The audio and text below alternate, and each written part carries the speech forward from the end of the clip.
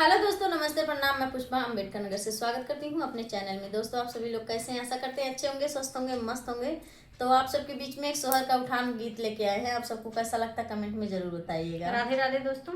तो आइए सोहर का उठान सुनाते हैं। जैसा लगेगा आप लोग अपना से प्यार दुलार जरूर दीजिएगा दोस्तों। तो आइए सुनाते हैं। देवता पूजा मोर सजनवा घरे लाला नवा भैनना।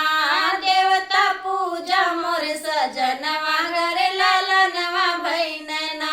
घरे लाला नवा भैनना। घरे लाला नवा भैनना। देवता पूजा मोर सजनवा घरे लाला नवा भैनना।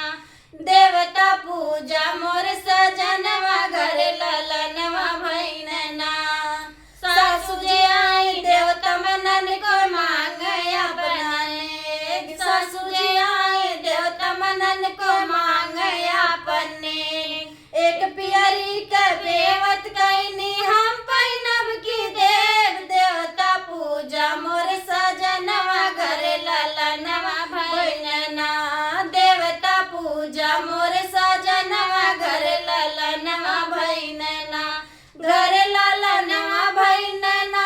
घरे लाला नवा भैनना। देवता पूजा मोर सजनवा घरे लाला नवा भैनना।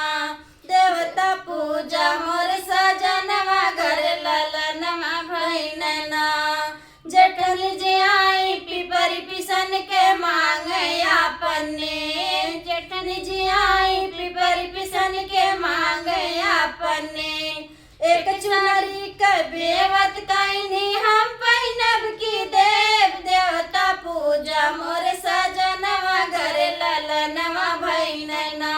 देवता पूजा मोर सजनवा घरे लाला नवा भैनना। घरे लाला नवा भैनना। घरे लाला नवा भैनना। देवता पूजा मोर सजनवा घरे लाला नवा भैनना। देवता पूजा मोर सजनवा घरे लाला नवा भैनना। ननद जी आई सौरी लिपन के मांग अपने। ननद जी आई सौरी लिपन के मांग अपने।